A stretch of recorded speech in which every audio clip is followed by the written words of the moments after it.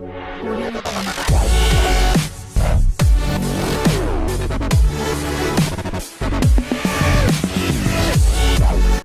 नमस्कार दोस्तों, नमस्कार। हॉबी डूबी डू इस संवाद कट्टे पे मल्हार कम्युनिकेशंस की ओर से आप सभी दोस्तों का तहे दिल से सहर्ष स्वागत है। स्वागतम, सुस्वागतम। दोस्तों, आज हमारे बीच में एक बहुत ही महत्वपूर्ण टॉपिक पे चर्चा करने के लिए हमारे साथ है हमारे दोस्त और जलगांव के सुप्रसिद्ध समाज सेवी संगठन जिसका नाम है पंच परमेष्ठी फाउंडेशन। इस सेवाभावी संस्था के प्रवर्तक और एक विजनरी, एक यशस्वी बिजनेसमैन, यशस्वी उद्योजक जिनका नाम है विनय जी पारख। और सामाजिक दायित्व के लिए विनय जी पहचाने जाते हैं। साथ में ही अजंता जेसिस के विनय जी पास्ट प्रेसिडेंट रह चुके हैं। अपार्ट फ्रॉम दैट जैन युवक संगठन जो है, ये संगठन में भी उनका बहुत ही रचनात्मक योगदान रहा है। तो ऐसे विनय जी पारख हमारे सीक्रेट मंत्र ऑफ हैप्पी मैरिड लाइफ इस महत्वपूर्ण टॉपिक पे चर्चा करने के लिए आज हमारे बीच में है। और ये एपिसोड क्रमांक 167 है दोस्तों। तो विनय जी, आपका मल्हार कम्युनिकेशंस प्रस्तुत हॉबी डूबी डू में सहर्ष स्वागत है। जैसे कि अपना टॉपिक है सीक्रेट मंत्र ऑफ हैप्पी मैरिड लाइफ, तो आपकी परिभाषा में, आपकी नज़रों में ये हैप्पी मैरिड लाइफ की क्या मायने रखता है, क्या अर्थ है इसका, प्लीज़।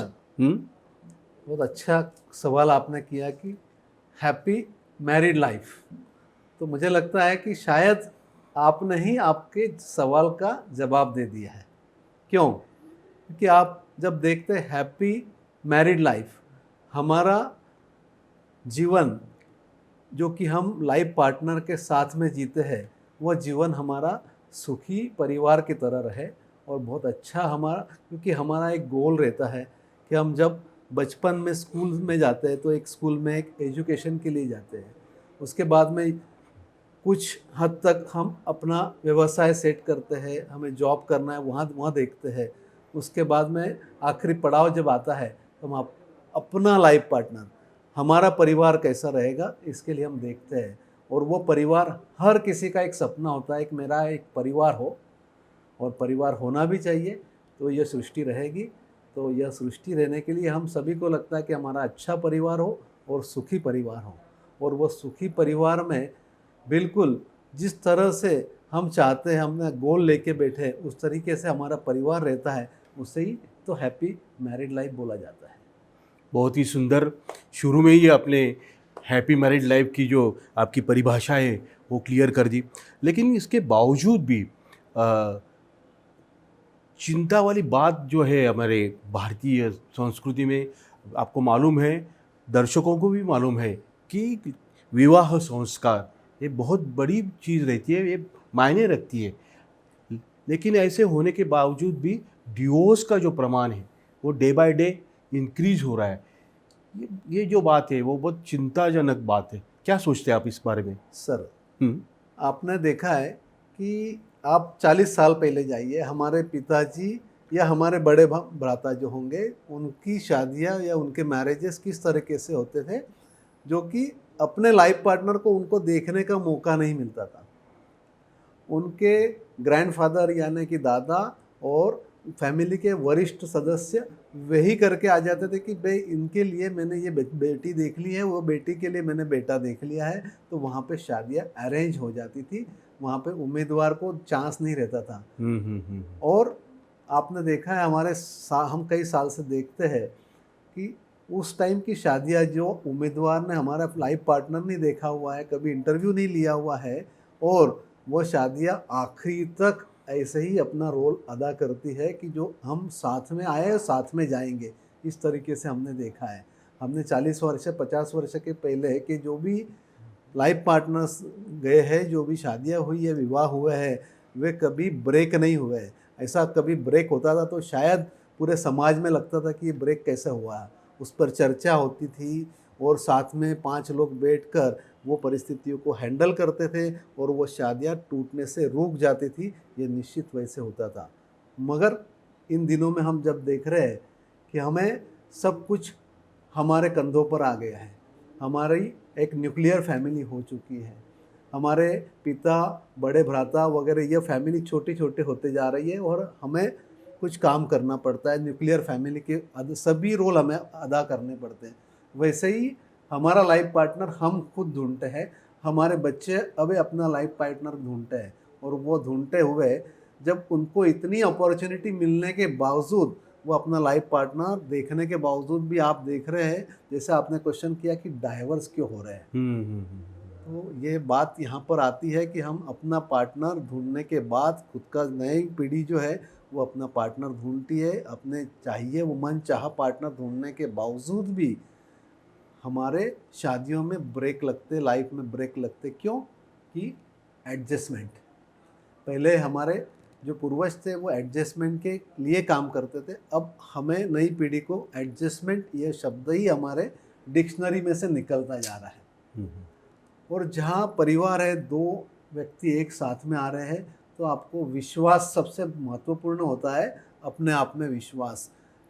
एक लड़के को लड़की के लिए या हमारे पति को पत्नी पर विश्वास होना चाहिए, पति को पत्नी पर विश्वास होना चाहिए। ये आपस का एक प्रेम मेलजोल है, वो हमेशा तक रहना चाहिए। मगर आज ऐसा हुआ है कि सुबह दोनों हस्बैंड वाइफ जाते हैं, शाम को घर आते हैं, उनको पता नहीं रहता घर में क्या चल रहा है। और हर किसी को लगता है, पत्नी को लगता है कि मैंने भी काम किया है, मैं भी जॉब पे जा रहा हूँ या मैं भी बिजनेस कर रही हूँ, मैं भी अपना व्यवसाय कर रही हूँ, तो उतना ही घर में मेरे हस्बैंड ने किचन में भी काम करना चाहिए, किचन घर का काम संभालना चाहिए, उस तरीके से होता है।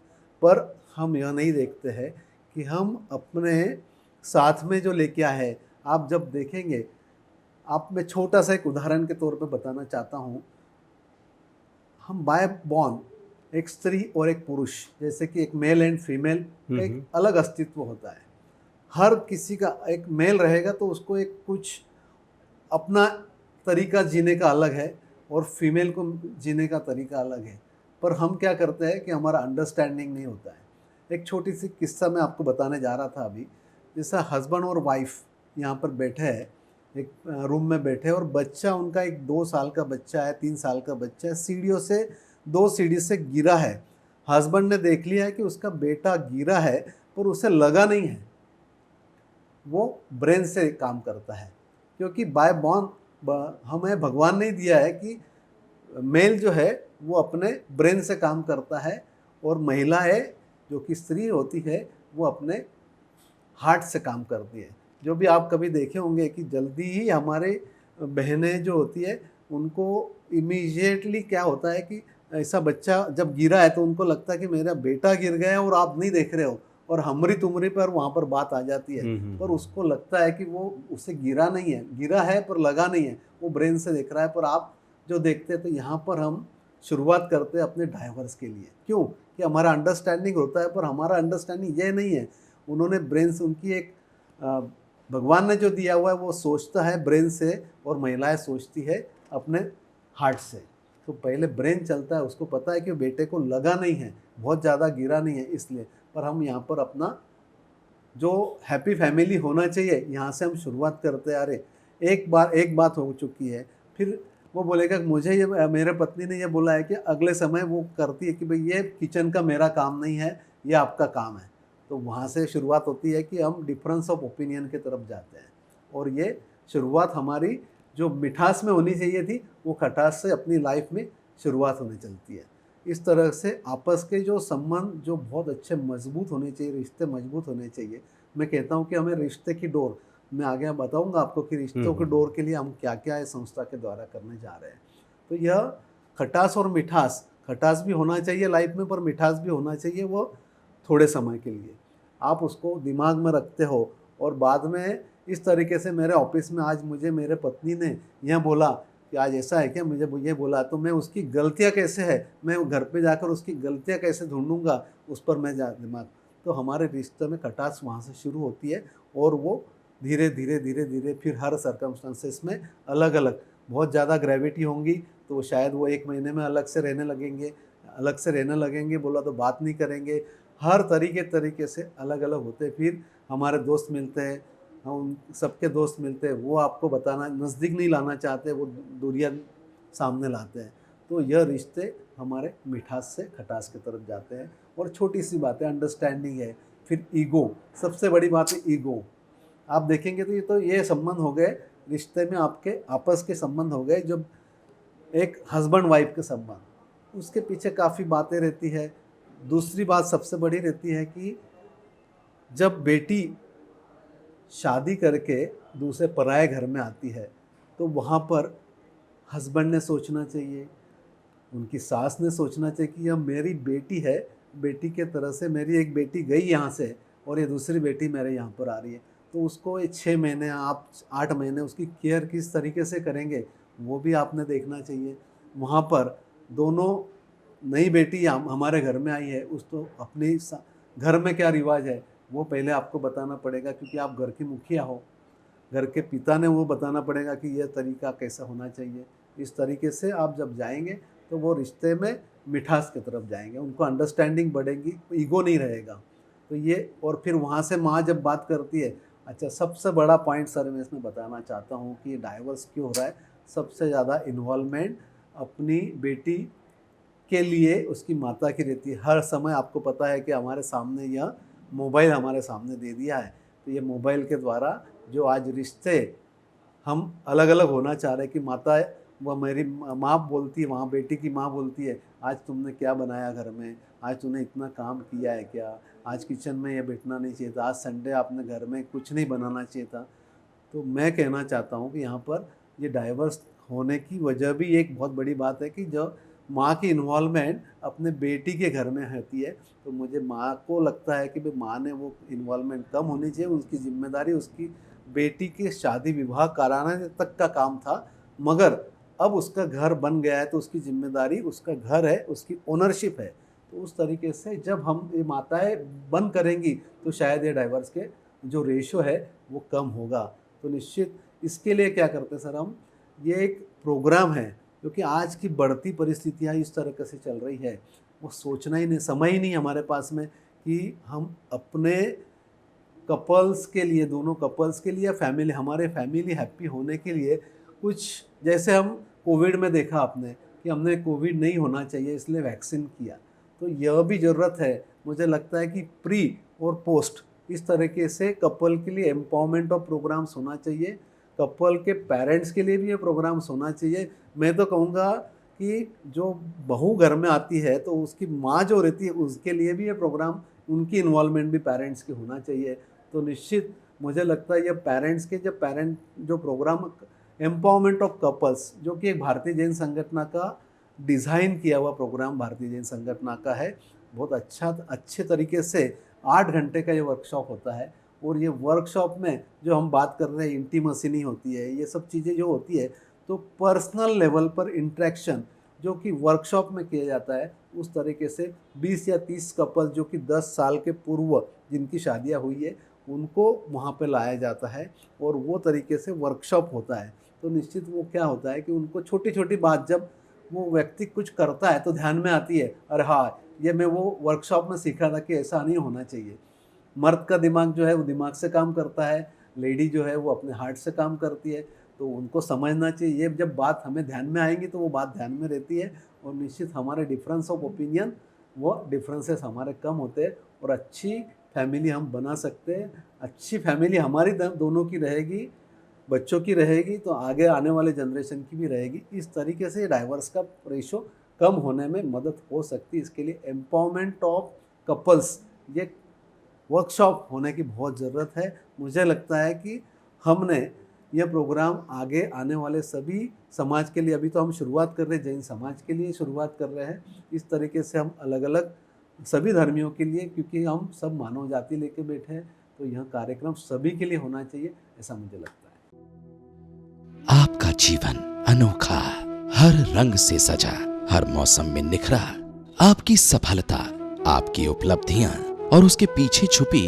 अपार मेहनत, आपका कर्म के प्रति लगाव, समर्पण व नया कुछ करने का पागल सा जुनून, जीवन राह में आई अनगिनत मुश्किलें जिसने सिखाई कई अनपढ़ी बातें, आपके शौक, आपका पैशन जो आज भी आपको अपार सुख की अनुभूति देता है, आपके बुजुर्गों की बड़ी सोच, निस्वार्थ भाव एवं परिवार के लिए किया गया अपार त्याग, आपका परिवार, आपके मित्र जिसे याद कर आज भी आंखें नम हो जाती हैं, ग्राहकों का प्यार, उनका अपनापन जो आज भी हमें कुछ नया करने का जोश देता है।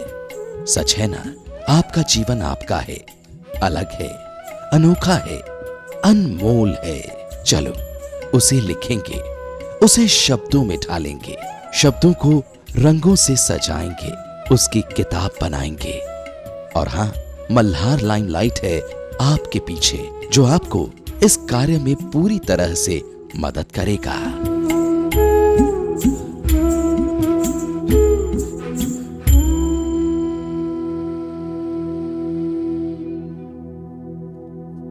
बहुत बहुत खूबसूरत और रियली अप्रिशिएट करना चाहिए, क्योंकि आपका जो वाइडर एंगल से आप बात कर रहे हैं, खाली जैन समाज के लिए नहीं तो सब समाज के लिए, मानवता के लिए आप ये कंट्रीब्यूट करने वाले हैं। और ये पेरेंटिंग जो है वो सुजान पेरेंटिंग होना ज़रूरी है, क्योंकि उसकी आजकल कमतरता बहुत है।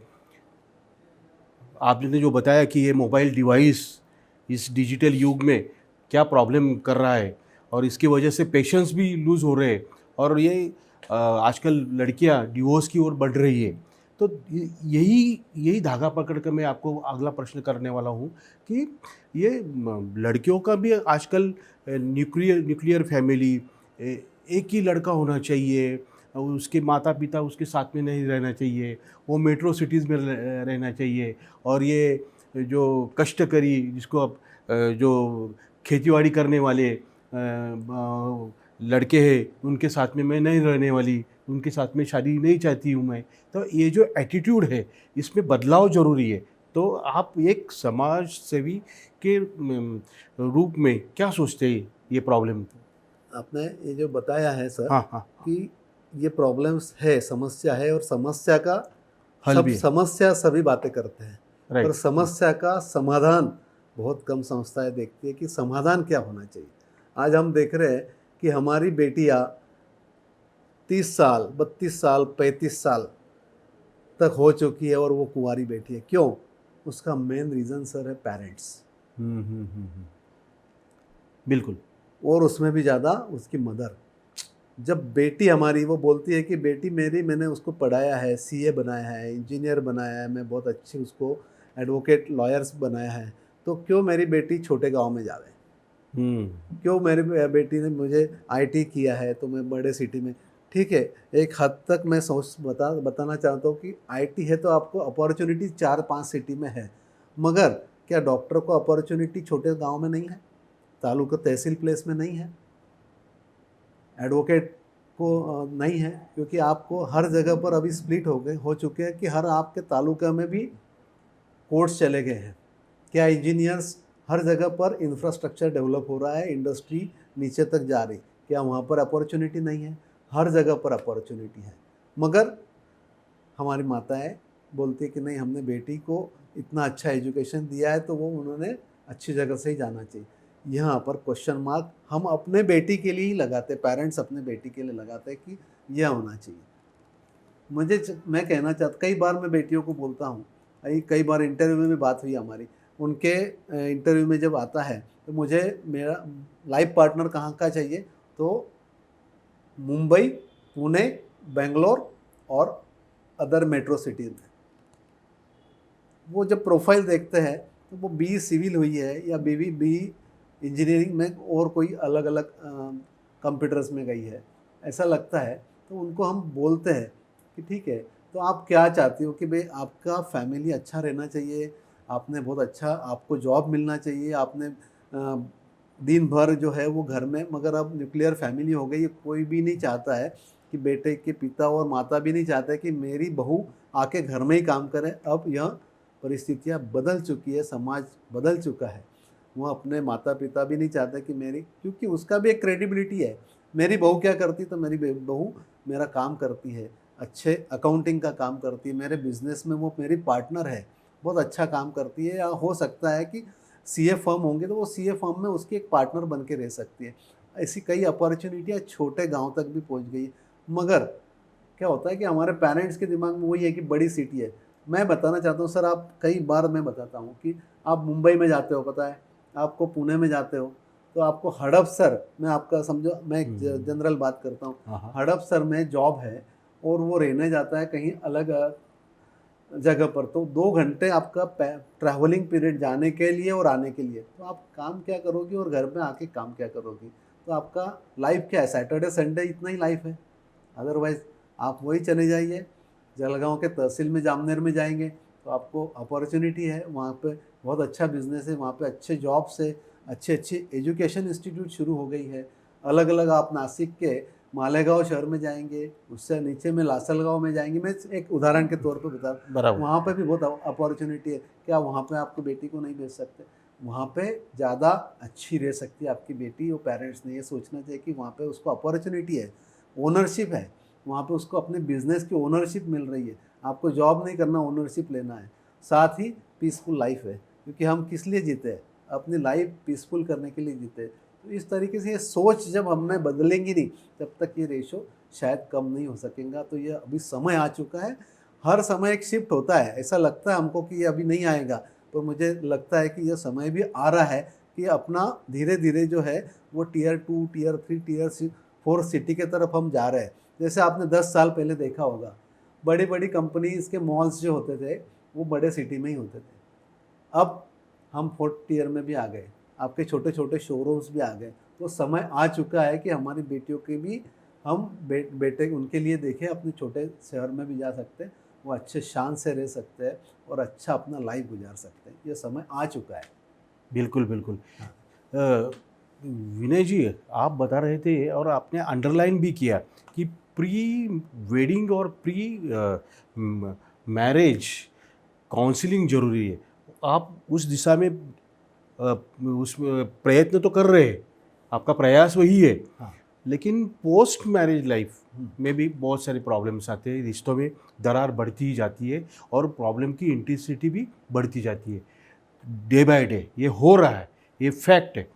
तो उसमें सॉल्यूशन क्या देखते हैं आप? जैसे मैंने बताया कि हम हाँ। एम्पावरमेंट ऑफ कपल्स, जैसे हैप्पी हाँ। फैमिली के लिए वर्कशॉप लेते हैं, उनमें पेरेंट्स को भी बुलाते हैं, साथ में हस्बैंड वाइफ को भी लेते हैं, और हस्बैंड वाइफ के लिए वो 8 घंटे का जो प्रोग्राम होता है उसमें सारी चीज़ें, इंटीमेसी किस तरीके से होना चाहिए, आपके अंडरस्टैंडिंग किस तरीके से होना चाहिए।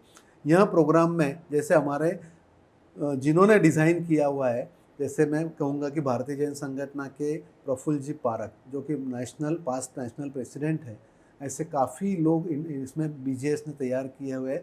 वो ये प्रोग्राम ट्रेनर के रूप में लेते हैं और उनको एक अच्छी दिशा मिलती है। तो निश्चित यहाँ पर हमने देखा है कि काफ़ी कपल्स फिर से बोलते हैं कि भाई हमारे ये रेफरल है, इनको भी आप ट्रेनिंग। तो वो कपल ट्रेनिंग प्रोग्राम में हम 30 कपल के ऊपर नहीं लेते, क्योंकि इंट्रैक्शन होना ज़रूरी है। तो 10 साल के, जिसमें 10 साल तक शादियाँ हुई है, उनके 10 साल के आयु के पहले के, उनके लिए हम ये 30 लोगों का प्रोग्राम लेते हैं। और आने वाले हर महीने में हम प्रोग्राम ये इस माध्यम से लेंगे, जो कि हमारा नया फाउंडेशन हमने जो चालू किया है, उस माध्यम से हम ये कार्यक्रम लेने शुरुआत करने वाले हैं। साथ ही ये प्रोग्राम तो एक दिन का रहेगा, पर हम एक counselling centre, family counselling centre भी शुरू करना चाहते हैं, एक स्थायी प्रकार से। क्योंकि आपने एक दिन में ट्रेनिंग ले लिया, हो सकता है कुछ प्रॉब्लम्स है, उसका सॉल्यूशन आपको चाहिए, तो वो सॉल्यूशन के लिए भी हम एक छोटा सा ऑफिस जो रहेगा कि वो स्थायी रूप से रहेगा, वहाँ काउंसलिंग सेंटर रहेगा। समाज के 15 जैन समाज के, जो अभी शुरुआत मैंने बताया आपको कि पहले हम जैन समाज के लिए शुरुआत कर रहे हैं, हमारे समाज के 15 से 20 हमारे भाई और बहनें जो जिनको इंटरेस्ट है अपना सामाजिक सेवा देने में, और उनको हम साथ में लाएंगे और उनके साथ में यह उनके क्या प्रॉब्लम्स आ रहे हैं, हमारे बेटियों में क्या प्रॉब्लम्स आ रहे हैं, हमारे भाइयों बेटों में क्या प्रॉब्लम्स आ रहे हैं, उसको रिजॉल्व किस तरीके से कॉमन प्लेटफॉर्म पर बैठ के कर सके। तो उस तरीके से हम ये काउंसलिंग सेंटर शुरू करना चाहते हैं। उसके बाद में जहाँ पे बहुत ज़्यादा प्रॉब्लम होगा, तो हम एथोराइज जो काउंसलर है वहाँ तक हम उनको भेजेंगे और उस पर काउंसलिंग करवाएंगे। इस तरीके से हमारा प्रयास है कि जो आज परिस्थितियाँ तैयार हो रही है उसके लिए कुछ तो करने वाला। हम सिर्फ बात करते हैं, क्वेश्चन करते हैं, पर सॉल्यूशन नहीं देखते, तो वो सॉल्यूशन की तरफ हम पंच परमेष्टि फाउंडेशन के द्वारा यह स्थापित किया है और वही काम हम शुरू करने जा रहे हैं। साथ ही साथ हम यह प्रोग्राम, जैसे कि आप यहाँ पर सीक्रेसी चाहिए, क्योंकि हर व्यक्ति अपना बात अलग अलग जगह पर नहीं बोलना चाहता, वो सीक्रेसी भी हम मेंटेन करेंगे कि आपकी बातें आप तक ही रखेंगे और दूसरे तक, पर सॉल्यूशन निकालेंगे। इस तरीके से हम अपना दायित्व निभाना चाहते हैं समाज के प्रति। बहुत खूब, अच्छी सोच, अच्छा कार्य, अच्छी और सही दिशा में आपके प्रयास बिल्कुल है। लेकिन विनय बाबू, साथ ही में तलाकशुदा जो कपल्स है उनकी जो नेक्स्ट जनरेशन है उसके बारे में भी आपकी कोई ना कोई योजनाएं होंगी सर। इसी में जैसा कि रिश्तों की डोर, मैंने आपको पहले बताया कि रिश्तों की डोर के अंतर्गत हम क्या क्या करना चाहते हैं। तो रिश्तों की डोर के अंतर्गत हम एक मैं उसको बताऊंगा कि जैसे टेक्नोलॉजी के माध्यम, क्योंकि आज टेक्नोलॉजी का युग आ गया है, तो टेक्नोलॉजी के माध्यम से हमने रिश्तों की डोर एक मोबाइल एप्लीकेशन भी डेवलप किया है। वो आपका इमीडिएट अगले महीने से शुरुआत होने वाला है। तो वहाँ पर हम एक टेक्नोलॉजी के माध्यम से ये रिश्तों की डोर फैमिली के लिए, जैसा आपने बताया कि बच्चों के लिए कोई भी उम्मीदवार हो, फिर वो हो सकता है तलाकशुदा भी हो, हमारे भाई हो, बहन हो, जो भी होगा उनके लिए भी वहाँ अपना नामांकन करेगी। हो सकता है उसके बाद में हम अपना एक ग्रुप, जैसे मैंने बताया कि 15 से 20 लोगों का एक जलगांव में ग्रुप होगा, वे उस पर चर्चा करेंगे और अपना रिव्यूज़ उस पर मार्क करेंगे उनका बायोडाटा आने के बाद में, और उसको सिलेक्शन किस तरीके से किया जाता है उनको रिकमेंड भी करेंगे कि आपके लिए ये जोड़ी अच्छी हो सकती है। इस तरीके से हम समाज के माध्यम से काम करना चाहते हैं। रिश्तों की डोर हमने एक मोबाइल एप्लीकेशन हम लॉन्च करने वाले हैं, उस तरीके से ये सब काम उसमें हो सकेगा। क्या बात है। और वो फ्री रहेगा, किसी भी उसका कोई भी चार्ज अच्छा, नहीं रहेगा। अभी तक शायद कोई भी मोबाइल एप्लीकेशन में विदाउट निःशुल्क कोई भी सेवा नहीं, यहाँ पहली सेवा हम यह रिश्तों के डोर के माध्यम से जैन फैमिली को शुरुआत करने वाले हैं। बहुत अच्छे सर। हमारे दर्शकों को उनकी मालूमात के लिए बताइएगा कि आपका यह संवाद या जहाँ पे ये डायलॉग होगा, ये संपर्क कैसे आप इसके ऊपर प्रस्थापित करेंगे? क्या कोई कार्यालय? हाँ, ये देखिए जलगांव के सिटी में स्थित जय किशनवाड़ी आपको पता होगा, क्योंकि पद्मालय रेस्ट हाउस के निकट ही अपना नवजीवन मंगल कार्यालय के पास ही एक हमारा ऑफिस है भारत रियल्टीज़ का। उसी के ऊपर हमने यह परमेष्टि फाउंडेशन का यह ऑफिस, यहाँ पर कार्यालय स्थापित किया है। वहाँ पे यह काउंसलिंग सेंटर भी होगा, मैट्रिमोनी सेंटर भी होगा। इस तरीके से यह सेवाएं पूर्ण रूप से यहाँ पर दी जाएगी। इसका समय भी रहेगा 2 से 5 दोपहर में।